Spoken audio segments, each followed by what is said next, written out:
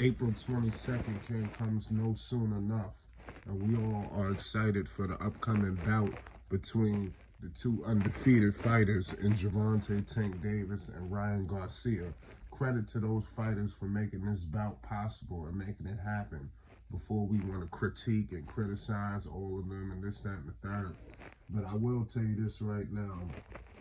It's starting to seem very reminiscent. It's almost like it's deja vu, in a certain extent. I feel like we experiencing some deja vu because I feel like we've been here before when we discussing the Ryan Garcia. Ryan Garcia right now, I feel like he's underestimating Gervonta Tank Davis. There's a lot of speculation. And I'm starting to feel like, are we going down the memory lane again? Are we going to see the same fate happen to him at the same thing happened to my man Rolando Romero? Now, everybody knows here at Flight Sports, I love, Rolly Romero, Rolando Rolly. He's a real truth, in my opinion. Now, he's up for a major bout coming up that we will be documenting. He's part of a star-studded card. For the PBC, they got a lot of big-time fights in store. But Ryan Garcia was another guy who, tried to deflect some heat. Didn't feel like Gervonta Tank Davis was that guy. Didn't feel like Gervonta Tank Davis brought in that power. Not even say brought in the power, just really discredited his power. Excuse me. And you hearing that now with Ryan Garcia. Ryan Garcia feels like he's going to knock out Gervonta Tank Davis. He's feeling very confident. He doesn't feel like that Gervonta is going to walk him down, even though you heard Gervonta state on numerous occasions very emphatically, listen, I'm going to walk you down. You know what's going to happen. You ain't like that. You ain't really just poking the bear, really letting my man know, listen, you don't want these problems. And it's going to be interesting to see how Ryan Garcia, answers the call on that night, because he's going to be a serious underdog in this fight. What were some of the mistakes that you see from a guy like Rolando Romero? Rolly had some success in that fight. He caught him a few times, but evidently he made one of the poorest mistakes and decisions that most fighters do make, and it cost him tenfold. How can Ryan Garcia make sure that doesn't happen to him? He needs to, obviously, it's no telling. And you never know when the strike is coming, because a guy like Gervonta Tank Davis, undefeated Gervonta Tank Davis, the regular WBA World Lightweight Champion, with a record of 28 wins, no losses, no draws, 26 violent wins by the way of knockout, the southpaw coming out of Baltimore. He likes to take his time in the ring. So I expect a similar situation. Who knows? Because you never know. People feel like he got to be on the attack right away against Ryan.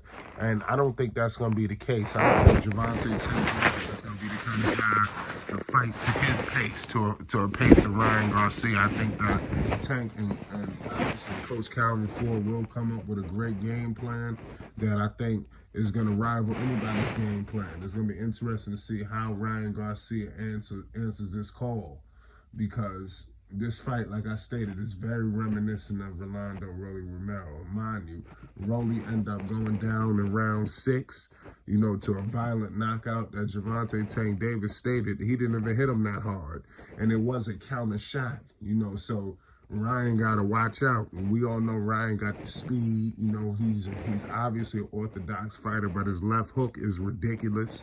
So this going to be interesting. I think this fight is nowhere in hell. The fight goes the distance, and I've stated that before. But I want to know y'all thoughts. Do you feel like this is very reminiscent of the Rolly Romero situation?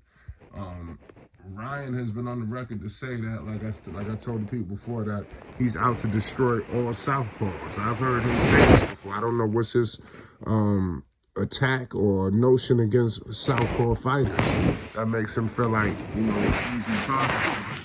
But Ryan, this is going to be one of the toughest fights for Ryan in his career, and I think they all do know that.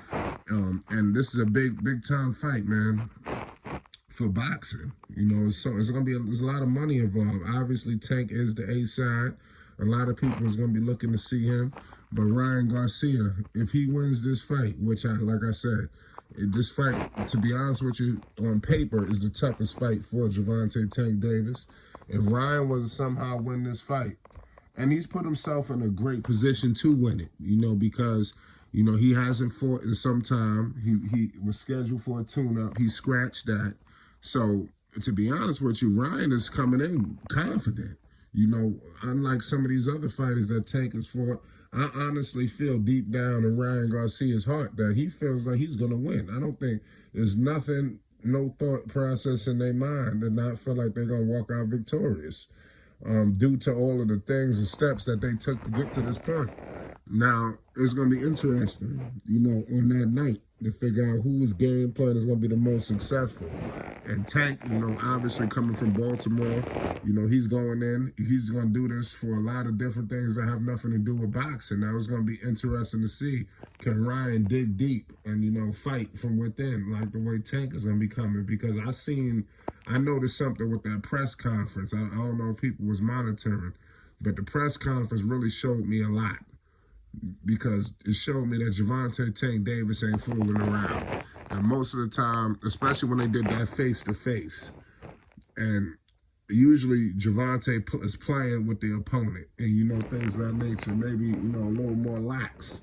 You know, on that face-off, I seen all bets are off here. You know, I don't think there's any playing around.